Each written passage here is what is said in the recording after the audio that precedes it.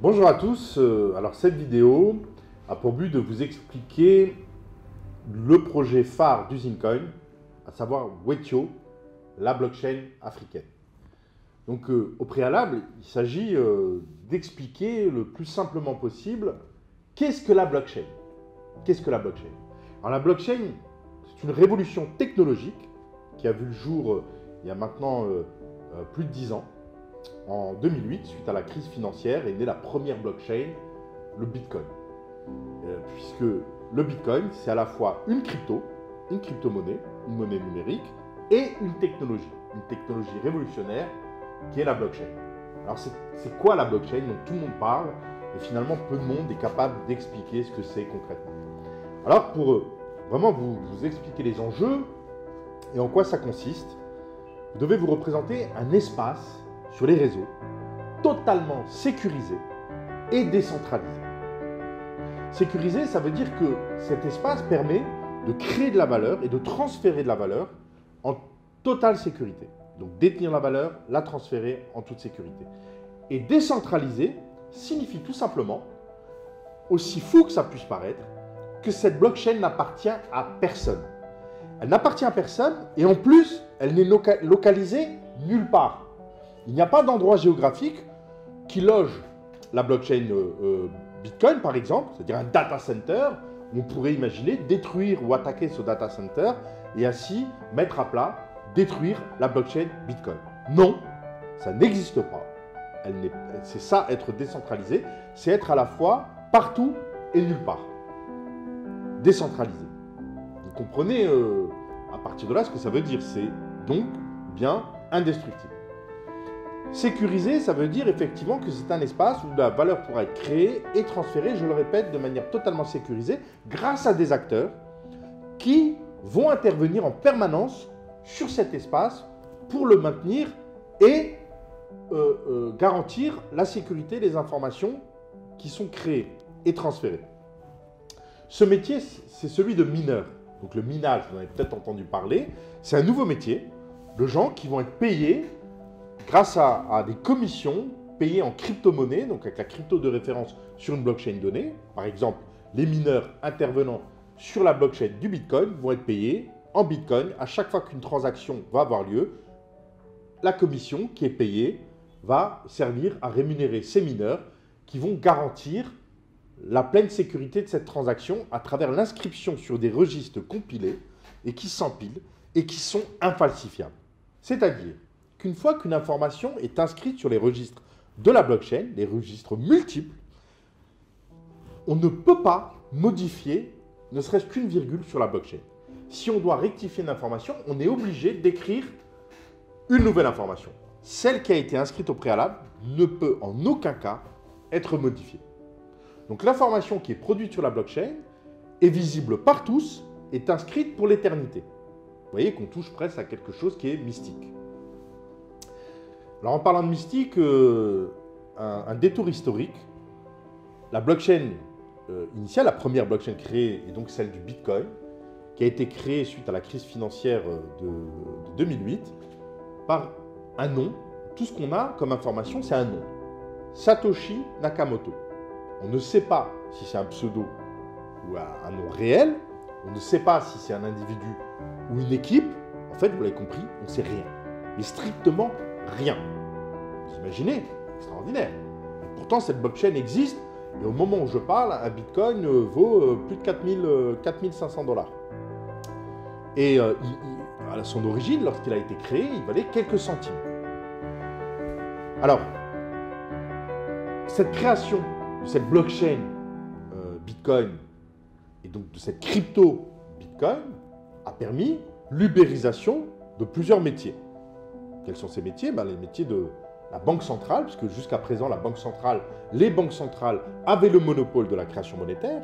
À partir du moment où cette création monétaire n'est basée que sur la confiance, en effet, au jour d'aujourd'hui, les monnaies créées ne reposent sur plus rien. Fut un temps de l'histoire de l'humanité, les pièces étaient en or, puis en alliage, puis en cuivre, et les pièces frappées étaient indexées sur de l'or, puis sur de moins en moins d'or. Puis un jour, suite aux accords de Bretton Woods, on a décidé que tout ça était décorrélé que dans l'histoire de l'humanité, arriver au nombre et à la masse de monétaire nécessaire pour faire fonctionner l'économie mondiale, il n'était plus possible d'indexer sur l'or. Donc c'est des calculs d'agrégat monétaire qui ne reposent que sur la confiance. Concrètement, le billet de 20 € que vous avez dans la poche, dans sa valeur faciale, n'a aucune valeur. Il n'a de valeur que par le consensus et la confiance que lui attribuent ses détenteurs, ses utilisateurs. Donc à partir du moment où la monnaie ne repose que sur la confiance, une équipe, un homme s'est dit, dans ce cas-là, on n'a qu'à créer une unité monétaire entre nous, mais encore fallait-il régler les problématiques de confiance à travers la sécurisation. Puisque s'il n'y a pas de sécurité, s'il y a un risque de hacking, de se faire voler son argent, personne ne va utiliser cette monnaie et elle ne pourra prendre aucune valeur. Et c'est de cela qu'est née la blockchain, donc la possibilité de créer de la valeur, de la détenir et de la transférer de manière totalement sécurisée et décentralisée. C'est ça qui est extraordinaire. Donc c'est pour ça que 10 ans après, et malgré toutes les tentatives et toutes les stratégies de dénigrement, d'attaque en tout genre, le Bitcoin est toujours là et se déploie de jour en jour auprès d'acteurs économiques de plus en plus importants. Donc voilà ce que c'est que la blockchain. Alors la blockchain, ce n'est pas seulement la crypto. Ce qu'il faut bien comprendre, c'est que la crypto-monnaie est une application de la blockchain. Mais la blockchain permet de multiples applications de manière, on peut le dire, illimitée. Et on ne connaît pas encore toutes les potentialités qu'offre la blockchain. Je vais vous donner des exemples très pratiques. Le banquier est un intermédiaire de confiance, puisque le rôle du banquier, c'est d'inscrire dans son registre que telle personne détient bien telle valeur, et lorsqu'elle la transfère, effectivement, de garantir que ce transfert est bien inscrit, qu'il a bien été réalisé et inscrit de manière sécurisée. C'est ça le rôle du banquier. Donc la blockchain a ubérisé, comme on l'a vu, le métier du banquier, en créant de la valeur et en transférant cette valeur de manière sécurisée et automatique. Mais il y a d'autres métiers qui peuvent être ubérisés. Dans l'exemple du notaire, le notaire, sa signature garantit la propriété d'un bien, d'un terrain. C'est le rôle du notaire, d'être le garant, l'intermédiaire de confiance. Au moment où on parle, des pays comme le Ghana ou le Honduras ont utilisé la blockchain pour réorganiser leur cadastre et donc ont tout simplement ubérisé le métier de notaire. Pareil pour le métier d'assureur. On peut imaginer au jour d'aujourd'hui que, prenons le cas d'un contrat d'assurance qui vous rembourse votre billet en cas de retard d'un billet d'avion. Au jour d'aujourd'hui, vous prenez l'avion, votre avion est en retard, vous devez réunir les documents nécessaires prouvant ce retard, le transmettre à votre assureur qui va étudier le dossier et, suivant certaines clauses, vous rembourser ou pas après un certain délai. Grâce à la blockchain, on peut automatiser cette tâche de telle manière que le contrat va chercher l'information auprès des aéroports pour lister quels sont les avions en retard, avoir la liste des passagers, voir qui est assuré, et de telle manière que la personne assurée, en cas de retard, avant même d'avoir terminé son voyage, avant d'avoir atterri, est créditée de la somme de son assurance. Donc là, le métier d'assureur se voit effectivement ubérisé. Alors ça ne veut pas dire que ces métiers vont disparaître, mais ils vont migrer, ils vont changer, ils vont évoluer pour effectivement se construire sur la blockchain. Mais ça permet surtout de déployer la créativité de tout un chacun qui demain pourra avoir une idée et la matérialiser sur la blockchain et donc générer des revenus, de la valeur. Et c'est en cela qu'on parle de Web 3.0, puisqu'effectivement le Web que vous utilisez aujourd'hui, le Web 2.0, c'est le Web de l'information. Vous vous connectez sur Internet, vous allez sur un moteur de recherche, vous entrez un mot-clé, vous recevez de l'information. Réserver une chambre d'hôtel, connaître un horaire de train, ça c'est de l'information, transmettre de l'information. Le Web 3.0, c'est la blockchain, c'est la création et la transmission de valeur, c'est le Web de la valeur. Et c'est en cela que c'est une véritable révolution. Donc voilà, à travers mon explication, j'espère avoir apporté ma pierre à l'édifice en ayant schématisé ce que c'est que la blockchain et en quoi c'est une véritable révolution. Et j'invite tout à chacun à aller rechercher par lui-même et à comprendre en quoi cette technologie, demain, va avoir un impact très fort sur la vie des gens.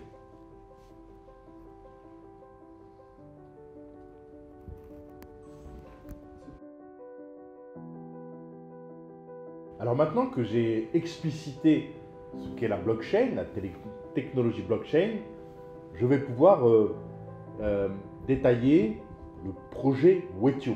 Alors Wetio veut dire échange en Wolof, c'est le projet phare d'UsineCoin. Ce projet a pour but de développer une blockchain spécifiquement africaine. Alors, spécifiquement africaine, pourquoi? Parce qu'elle correspond aux spécificités, aux problématiques qui ont été analysées, auditées au niveau effectivement de l'espace économique africain. Alors, ces problématiques, quelles sont-elles? Elles sont au nombre de 3.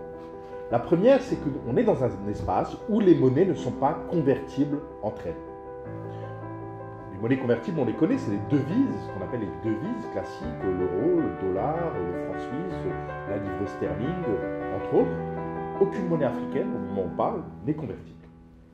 Donc, ce qui, effectivement, met sous pression les pays africains dans le cadre de l'équilibre de leur balance de paiement, puisqu'ils ne peuvent se payer leurs produits d'importation qu'avec, effectivement, des devises sonnantes et trébuchantes. Étant non convertibles, les citoyens africains sont limités dans leurs déplacements à travers leur possibilité de changer une part de leur monnaie locale en devise pour pouvoir voyager, par exemple. Donc ça, c'est les véritables freins. Et, comme on va le voir, la blockchain répond à cette problématique de non-convertibilité. Le deuxième élément, c'est la problématique d'économie informelle. L'économie informelle, c'est qu'il y a des pans entiers de l'économie africaine qui échappent à toute fiscalité. Et c'est un vrai problème parce que suivant les pays, c'est entre 40 et 80% de l'économie qui échappe totalement à toute fiscalité. Or, c'est bien la fiscalité qui permet à l'État de construire des infrastructures, de mener des politiques d'éducation, de santé publique.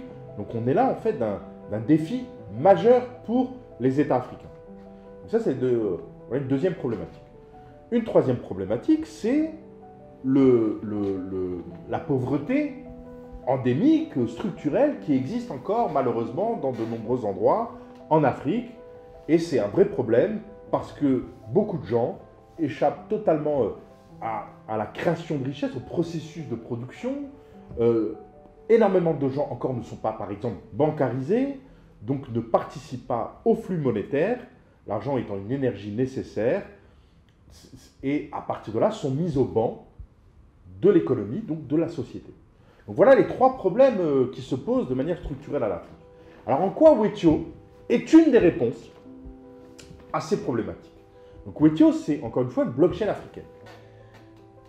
En quoi ça y répond? Tout simplement, à partir du moment où Wethio est déployé, les acteurs, les utilisateurs pourront échanger au sein de cet espace une valeur monétaire qui est le Zincoin, donc ce coin africain qui pourra être utilisé pour tout un chacun au sein de l'Afrique et au-delà, pour tous les opérateurs qui ont une relation ponctuelle ou régulière avec l'Afrique. Donc, les acteurs pourront échanger du Zincoin sans passer par les devises classiques. Donc là, on répond à la première problématique, de la non-convertibilité. Deuxième problématique, la fiscalité. Dans le cadre du minage, je parlais tout à l'heure, effectivement, je faisais référence à ces mineurs dont le but, le métier, le rôle est de sécuriser les transactions. Donc la commission versée aux mineurs aura une ventilation différente des blockchains classiques.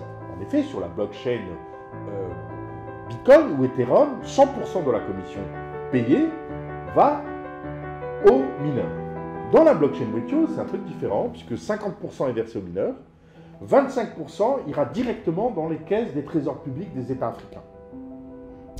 De manière très concrète, un Marocain transférera de l'argent à un Sénégalais via Wethio, 12,5% de la commission de transfert ira dans les caisses du trésor marocain, 12,5% dans les caisses du trésor public sénégalais. Avec une particularité, c'est grâce à la blockchain, il y aura une traçabilité totale de l'utilisation de cet argent. Extraordinaire, dans le cadre des politiques de bonne gouvernance. Troisième problématique liée à la pauvreté endémique. Donc là, c'est 25% restants des commissions qui auront financé des projets d'aide au développement à but non lucratif dans le domaine de la prise en charge des nécessiteux, de la formation, de la santé, enfin tout ce qui a vocation à échapper au marché, à ne pas produire de richesse. Donc là, ces organisations qui travaillent dans ce domaine-là, dans ce domaine social, pourront trouver des sources de financement pérennes. Et là également, la blockchain permettra à tout un chacun de vérifier pleinement la traçabilité, l'utilisation de cet argent, de vérifier qu'il ira bien aux bonnes personnes, donc utilisé de manière transparente pour répondre à ces problématiques de développement. Donc vous voyez en quoi Wetio est une réponse immédiate, opérationnelle, à des problématiques très concrètes qui se posent à l'Afrique, lui permettant là d'avoir un outil qui a un impact direct sur son développement économique et social. En cela, tout le monde ne peut qu'adhérer à ce projet. Donc voilà ce qu'est ce projet Wetio, et la monnaie qui sera utilisée, qui sera la monnaie de référence sur Wetio, ce sera évidemment le Zincoin. Donc on voit immédiatement à partir de là quel est l'intérêt de détenir du Zincoin.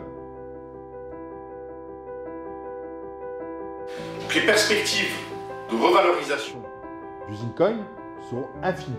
Exactement comme le Bitcoin en 2008, qui est parti de quelques centimes pour atteindre des sommets.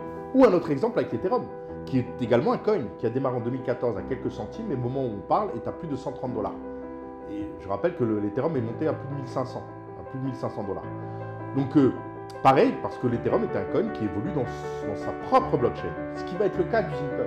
Donc, deux choses l'une. Vous croyez au projet, vous pensez que réellement, le jeu en vaut la chandelle. Vous achetez au jour d'aujourd'hui du Zincoin au moment où je parle à 0,34 $, 34 cents. Wetio déployé, le Zincoin coté sur les plateformes d'échange, et là, c'est extraordinaire pour tout le monde. Wetio ne voit jamais le jour, le Zincoin restera un token comme un autre, avec des perspectives d'évolution beaucoup plus aléatoires. Nous croyons fermement au développement de Wetio, et comme vous l'avez compris, Wetio déployé permettra d'apporter des solutions très pratiques au développement de l'Afrique. Ce même développement aura un impact extrêmement favorable sur toute l'humanité. Donc le Zincoin, c'est l'histoire de tous. Tous ceux qui visionnent cette vidéo, je vous demande instamment de la partager, et puis vous-même de prendre position. Vous pouvez avoir des réponses à des questions complémentaires en prenant contact avec l'équipe. En tout état de cause, partagez cette vidéo, partagez cette information, représente pour tout un chacun au jour d'aujourd'hui un véritable acte citoyen. Et je le répète, ceci ne concerne en rien uniquement que les Africains, mais concerne toute personne qui a un tant soit peu de conscience sur cette terre quant aux enjeux actuels. Donc voilà pour cette explication. À très bientôt pour d'autres actualités. Portez-vous bien. Au revoir.